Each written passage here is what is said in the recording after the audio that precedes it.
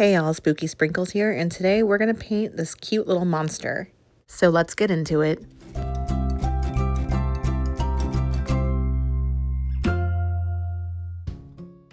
So I was recently doodling around in my sketchbook and I created this cute little monster guy, and I decided I just absolutely had to paint him. And most of the time when I think it's a simple enough character, I will just go ahead and freehand everything in paint and just kind of hope for the best. I kind of love painting monsters. I love how creative I can get with these creatures, giving them all kinds of horns and different eyeballs and just having fun with big, bright shades of colors.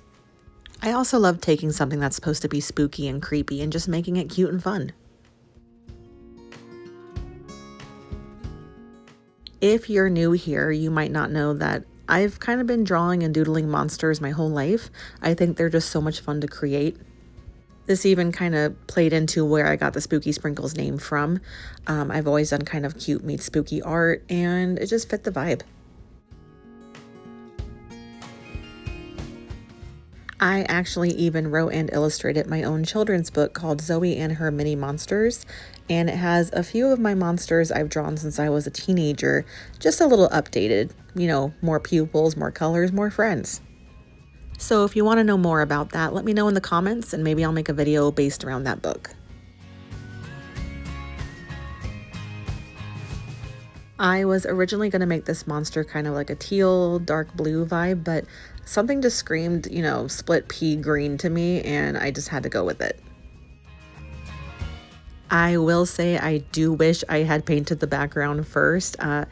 A lot of times I don't, surprisingly, and I always kind of kick myself for not doing that.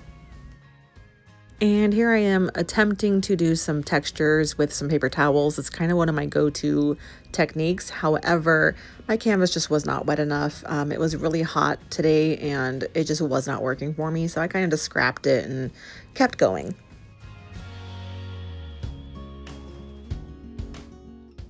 I will say I do love the choice I made with the green. I think it's a nice contrast between this purplish pink background I have going on.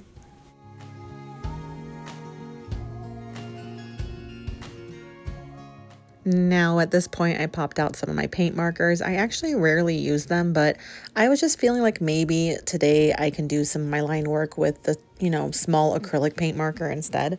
Because for about 20 years, I didn't even know they existed, and I would do all my hatching and line work with these little brush strokes, and it would take me hours. So it's kind of a game changer just to be able to go in and use a Posca here and there. I will say I still like the look better doing it, with paintbrushes, but, sometimes I just want to save some time. I always get nervous to add the black paint because I feel like I'm going to screw it up somehow and it looks so cool not lined in. But at the same time, I always love how much it just pops.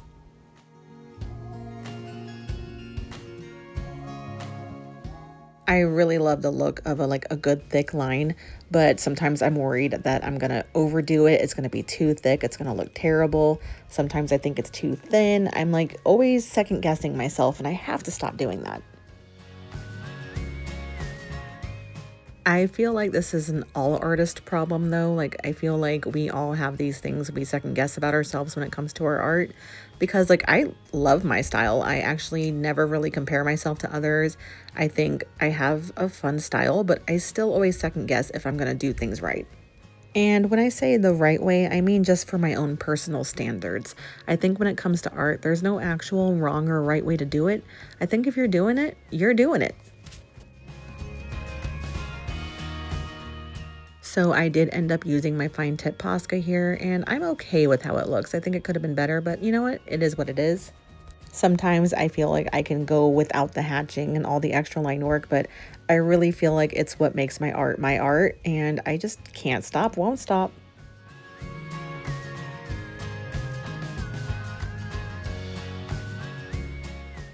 So here I am adding some highlights, and I'm going to go in and just kind of make a nice little white outline. It's another simple way to just make the whole piece pop that I really, really enjoy doing.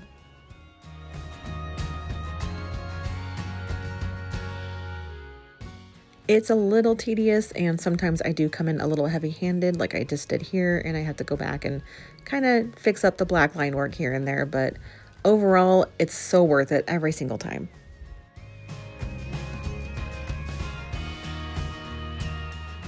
If you've made it this far in a video, I want to thank you for taking time to watch my content. If you're new here, you might not know I used to do a lot of content on Twitch, and I'm kind of making the jump to YouTube now that my health is in a little bit of a better place where I can. But now that we're done with this guy, what should we name him? Let me know in the comments below, and I will see you guys next video. Bye!